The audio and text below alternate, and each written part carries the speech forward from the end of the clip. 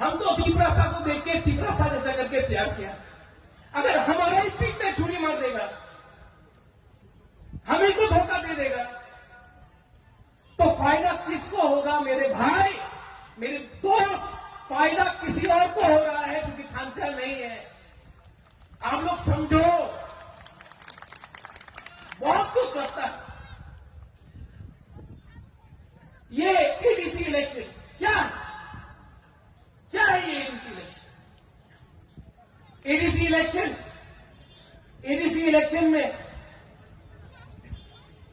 ये ADC election में अगर त्रिपुरा मोथा और हम लोग का आईएनपीटी और दूसरा पार्टी लोग एक नहीं हुआ, जिसके साथ अलायंस हुआ है, जो यहां में नहीं है उनके साथ हम लोग एक नहीं हुआ, तो 2026 में सेंस डिलिमिटेशन होगा और यहां में हम लोग का लोग जो एक टाइम 90 था, 80 हुआ, 70 हुआ, 50% हुआ, 40 हुआ, आज 30 है।